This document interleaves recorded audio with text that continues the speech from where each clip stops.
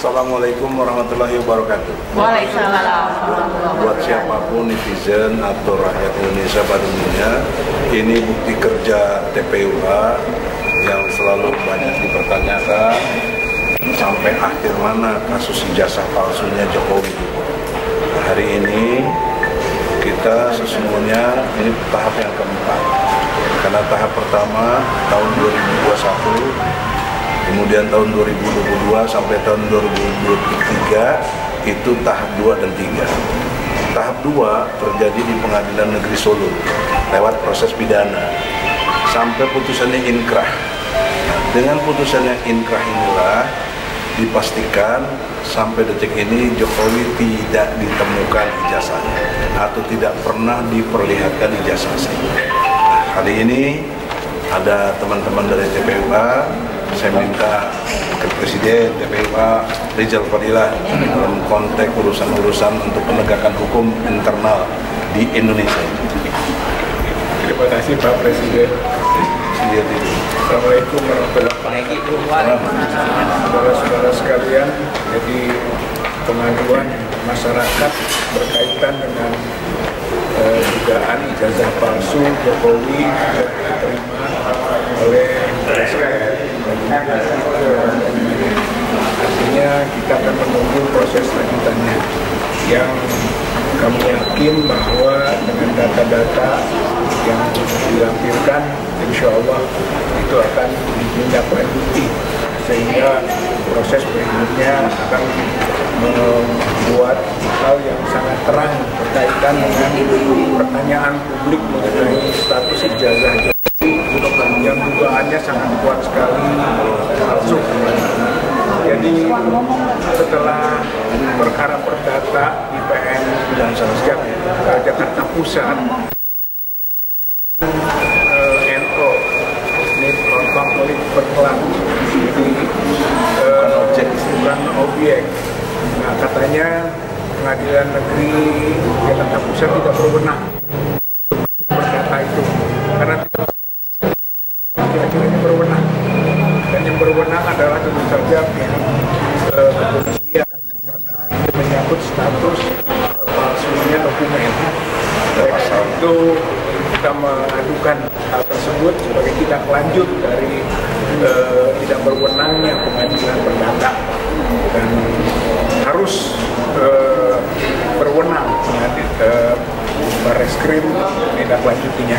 Pasal-pasal yang menjadi landasannya adalah pasal 263, membuat dan menggunakan dokumen palsu, dan ijazah itu adalah dokumen, atau 264 yaitu menyangkut dokumen otentik, baik pembuatan maupun penggunaan, dan ancamannya kalau 263 itu 6 tahun, kalau 264 10 tahun.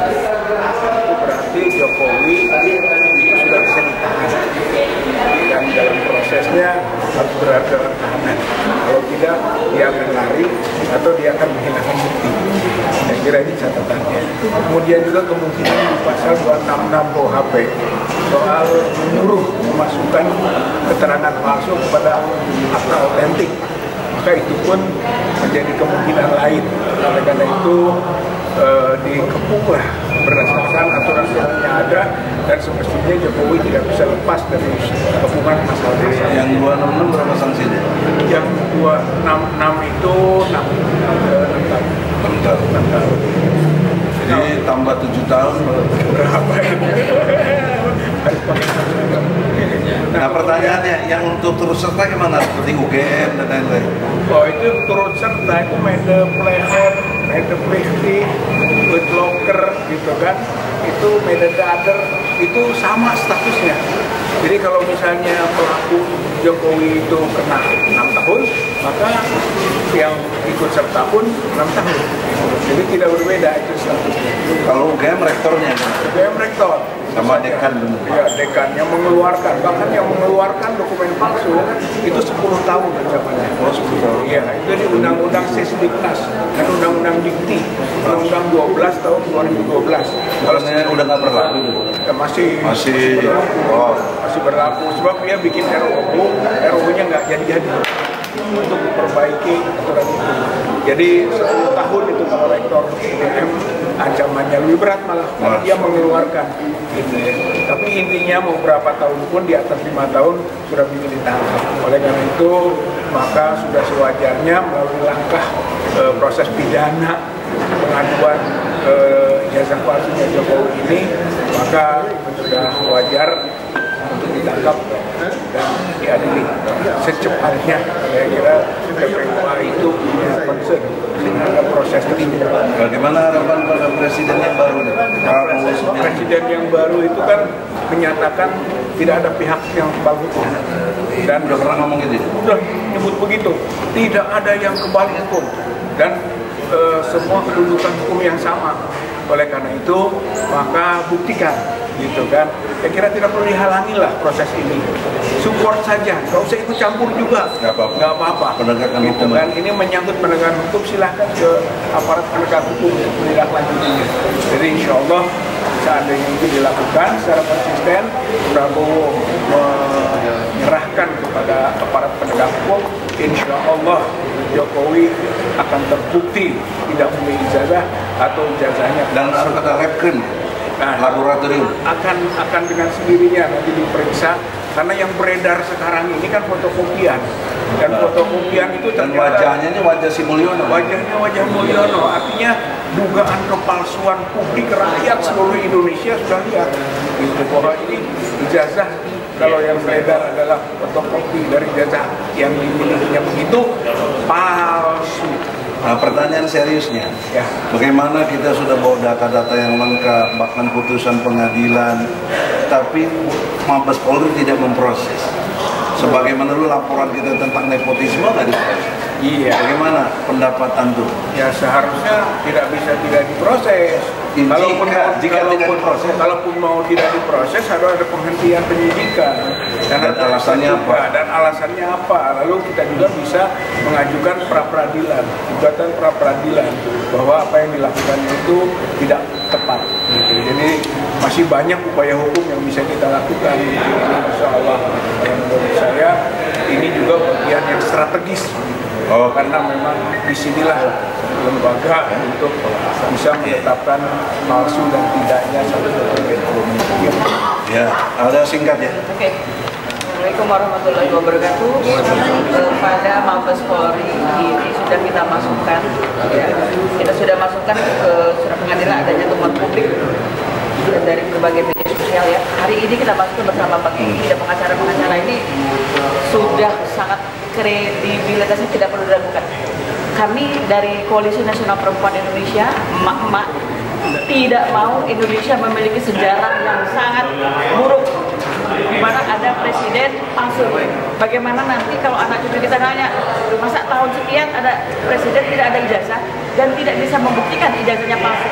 Tolong ya, jangan bikin malu Pak Prabowo, jangan bikin malu negara Indonesia yang harus lebih bermartabat. Bahayanya kan kalau presiden palsu, semua yang dia tanda tangani palsu semua. Betul, betul. Jadi utang-utang jadi palsu. Utang-utang, nah itu jadi utang tanggung pribadi. jawab dia sendiri. Tanggung jawab dia sendiri. Kan dia makan dia juga. Iya, iya. Baik, begitu saja. Mama tidak mau, kami sudah capek-capek mendidik anak, sudah kuliah dengan baik, tiba-tiba ijazahnya dianggap aman kalau nggak ada, kalau ijazahnya palsu atau universitas abal-abal. Yang begitu ya. Terima kasih. Assalamualaikum warahmatullahi wabarakatuh. Wakil Presiden, Bambang TPU. Assalamualaikum warahmatullahi wabarakatuh.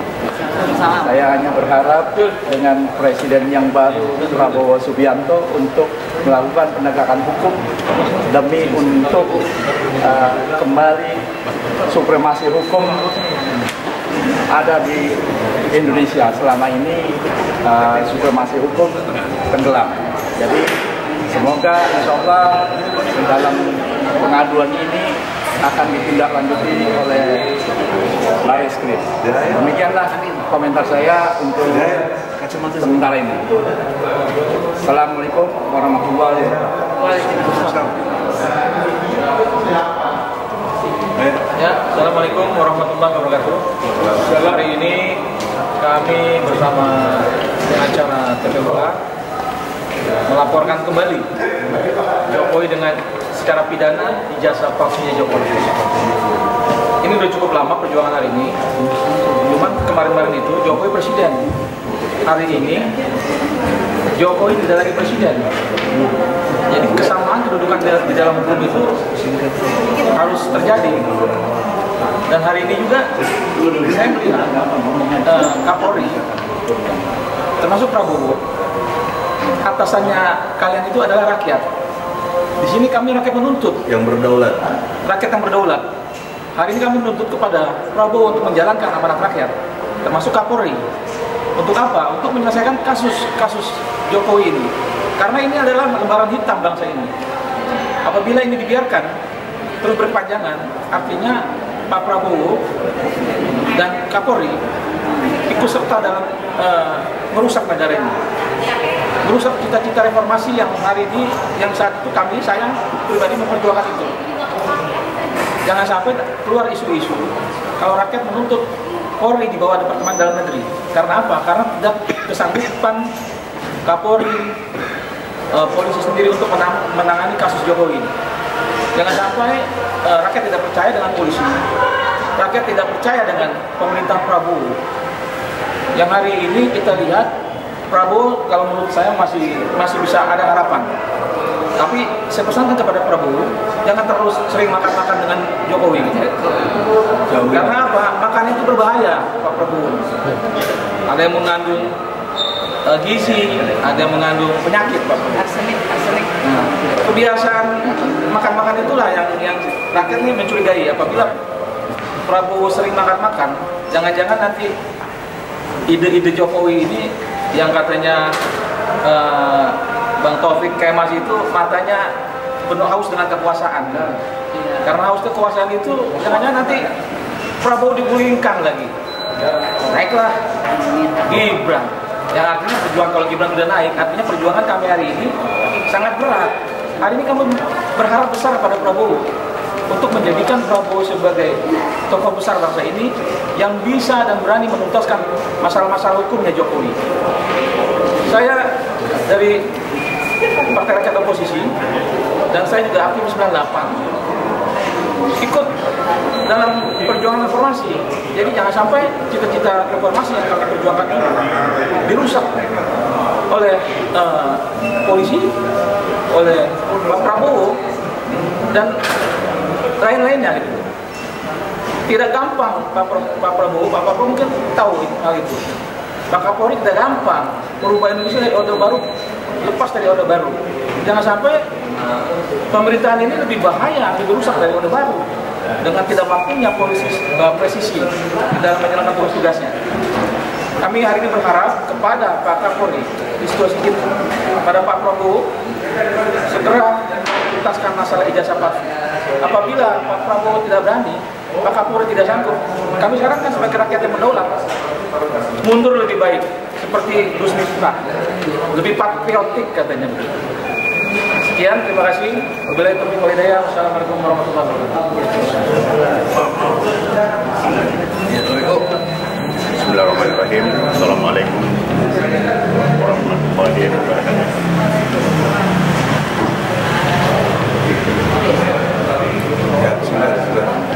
Harapan kami di sini segera melakukan penegakan hukum yang jelas. Jangan biarkan bangsa ini merana. Rakyat mempunyai harapan yang tidak jelas. Karena itu tidak ada yang kebal hukum. Tidak ada yang kebal hukum satupun. Jadi harapan kami segera dituntaskan persoalan-persoalan hukum. Ini sudah berlalu berapa tahun? 4 tahun sudah berjalan. Berlalu ya. Demikian saya kira. Saudara-saudara, ini harus dipandang sebagai edukasi buat bangsa dari dua sudut, politik dan hukum. Yaitu kaitan dengan politik karena ijazah ini digunakan pernah jadi wali kota, pernah jadi gubernur, dan 2 kali presiden oleh Joko Widodo. Oleh karena itu, pendidikan politiknya adalah janganlah melampirkan yang kepalsuan-kepalsuan itu. Yang kedua, pendekatan-pendekatan dalam konteks edukasi hukum mengatakan bahwa syarat untuk jadi capres, wali kota, gubernur, itu harus punya ijazah minimal sederajat dengan SMA itu. Tetapi karena ini nggak ada, sampai hari ini nggak ada. Saya pernah juga konfirmasi ke KPU pusat, KPU nggak bisa jawab, saya nunggu sebulan. Kemudian jawabannya juga menjawab bahwa KPU nggak berwenang. Orang kita cuma nanya apa yang dilampirkan Jokowi waktu dia mendaftar sebagai capres. Tidak dikasih tahu sampai hari ini. Itu contoh. Pengadilan juga nggak ada. Oleh karena itu kita datang ke Polri mengadu, melaporkan bahwa perlu ada proses hukum. Inilah edukasi untuk bangsa, tidak ada kebencian sedikit pun, karena ini nggak ada urusan dengan pilpres, nggak ada urusan dengan karena sudah kita persoalkan sejak lama. Setidaknya tahun 2021 sudah kita persoalkan. Jadi nggak ada kaitan dengan kepentingan siapapun. Semua murni untuk penegakan hukum dan pendidikan politik. Jangan ada yang salah paham. Justru saya sayang dengan Joko Widodo dan keluarga, jangan meninggalkan legasi atau warisan yang menyakitkan bangsa dan membuat bangsa kita ini tercoreng menjadi bangsa yang tercela karena dipimpin oleh orang-orang yang palsu. Tentang dirinya saja dipalsukan, apalagi orang lain. Saya kira itu. Assalamualaikum warahmatullahi wabarakatuh.